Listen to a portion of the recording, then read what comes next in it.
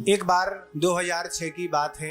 आचार्य महाराज गर्मी में बोरीवन क्षेत्र पर विराजमान थे और प्रवचन सार की चारे चूल्का का स्वाध्याय आचार्य महाराज करा रहे थे। और एक दिन सुबह सुबह दीक्षा दिवस था, हम लोग बैठे लगभग 1 घंटे आचार्य महाराज ने साधना की, योग कैसी चर्या क्या होनी चाहिए, अच्छा समय दिया। और फिर सभी साधु में चर्चा हुई और कुछ साधु इसमें बोले कि हर वर्ष हम लोग दीक्षा दिवस मनाते हैं, गर्मी का समय है और जब भी मंच पर पहुंचते हैं समय सीमित रहता है, सभी लोग बता ही नहीं पाते हैं कि हमें बैराग आदि कैसे हुआ। और कुछ लोग तो बोलने का साहस ही नहीं कर पाते हैं और कुछ लोग तो आचार्य महाराज के सामने ही बड़ा भय रहता है, इसलिए बोल नहीं पाते हैं। इसलिए इस वर्ष जो हमें दीक्षा दिवस मनाने का भाव है वो ऐसा भाव है, छोटे महाराजों का ये भाव था कि इस बार दीक्षा दिवस अलग ढंग से मनाया जाए। तो बड़े महाराजों ने पूछा कैसे मनाया जाए। इस तरह तो हमारी आज भावना यही है कि सामयिक के बाद अपन सभी एक कमरे में बैठेंगे और सभी महाराजों से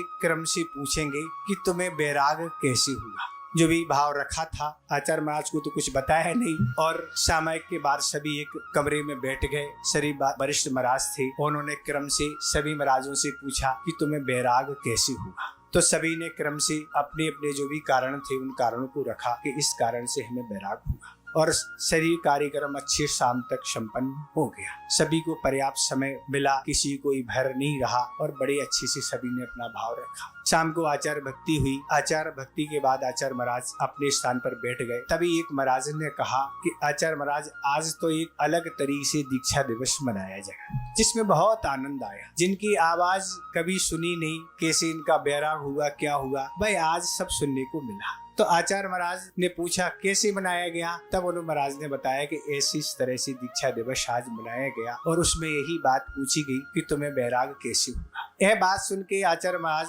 ने कितनी कीमती बात कही। आचार्य महाराज ने यही कहा, सबने यह तो पूछा है कि तुम्हें बैराग कैसे हुआ, पर किसी ने ये नहीं पूछा कि अभी वर्तमान में बैराग कैसा है। वो हुआ तो हुआ, पर अभी वर्तमान में बैराग है कि नहीं। अगर वर्तमान में बैराग है तो तुम्हारी असंख्य दुगुनी पाप कर्म की नजरा चल रही है और पुण्य का संचय हो रहा है। अगर तुम्हें बैराग नहीं है, उस गुरुस्थान में नहीं हो, तो इस दीक्षा लेने से होना क्या है। तो इस तरह गुरुदेव शिष्यों को बार बार पिंच करते रहते हैं और अपनी स्वरूप में रहने के लिए आकर्षित करते रहते हैं।